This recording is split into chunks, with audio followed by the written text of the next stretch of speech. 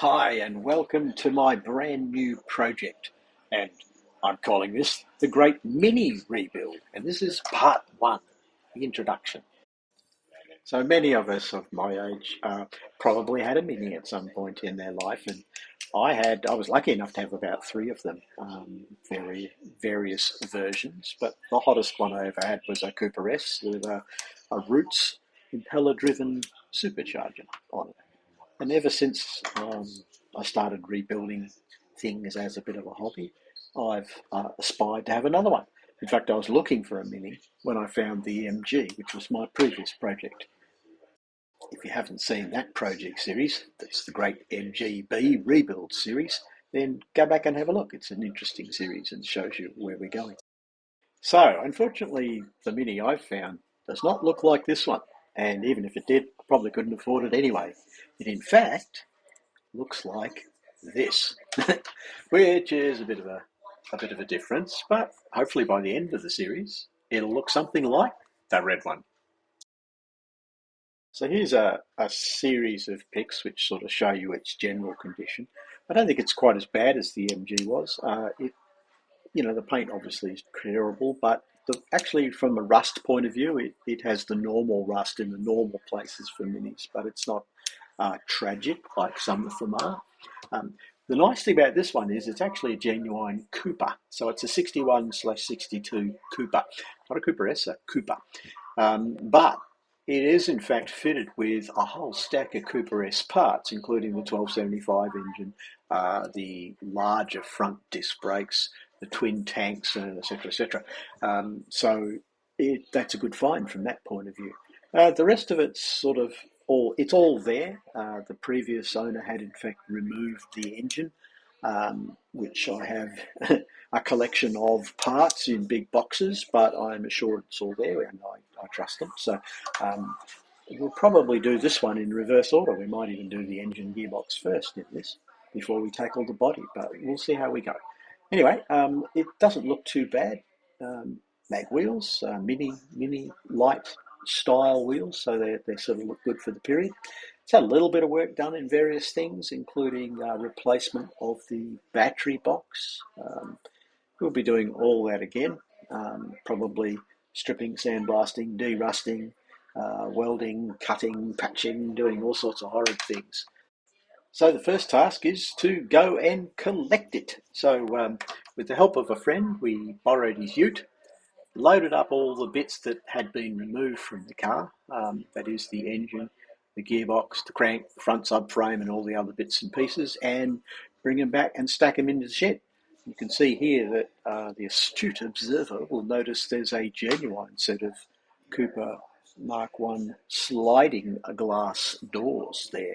They're worth a fortune, and I was lucky enough to get those to go with the car because someone at some point has retrofitted it with wind-up windows, which are obviously not correct for that year. So, with a bit of help from our friendly local trucking company, we managed to get the Mini up onto the back of the lift truck, and we did that with a forklift because obviously it doesn't have a front end in it at the moment. That's all in bits, and then it's off to our place. So we just slid it down off the truck, and then I used um, the stand I made for the MGB, and I stuck it under the front end and levered it up, and that gave us something we could then pull the car around. So we pulled it all the way around into the backyard, and then with some very dodgy looking blocks and jacks and things, managed to lift it up on top of this rolling stand. I'll modify the stand later so that it holds the Mini a bit better than this, and obviously I'm not going to work under it like that, but it served to get it up off the ground, um, and we'll get it onto the trolley somehow and be able to move it around inside the shed. Later on, we'll fit it to the rotisserie, but I have to make a rotary beam for it first. So with the use of a pallet and some blocks of wood, they're all screwed together, but we managed to sort of hold it up, and I've pushed it into the very corner of the shed here at the moment because the MG has to come in and have its diff removed.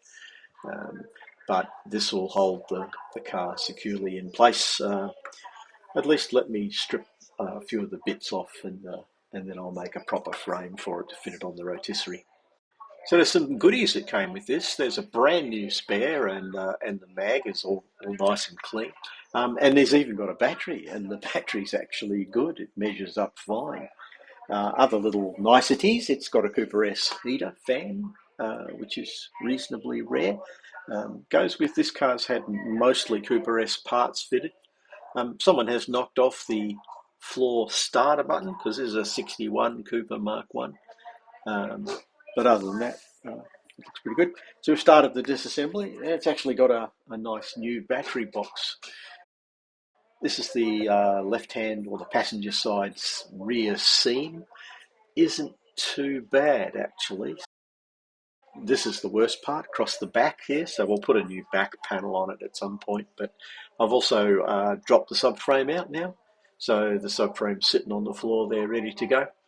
I ripped all the carpet and liners out of the interior and then vacuumed up all the crap and found that the floor is really in quite good condition. It doesn't look like it's been replaced. It's got the original light sky blue colour, which this car was underneath. So there's the big pile of crap that I've ripped out of it. Um, so sometime in the past, this interior has all been reupholstered, and you can see the seats here and the rear seats, and the door cards are actually in pretty good nick, and with some steam cleaning and things, these might even come up to the point where they can be reused. Probably have to put a new card underneath this so it's nice and straight, but I reckon it'll actually clean up all right. We'll see. So that's about it for the first part of the great mini rebuild for now. We'll get on to doing some more disassembly in the next few days, but for now, she's in the shed. You can see the MGB under the covers there. She's in to get the diff redone. I wasn't happy with how that came out. Anyway, that's on the MGB rebuild channel. Don't want to hear about that here if you're looking for mini stories. Thanks for watching, and we'll see you in the next part.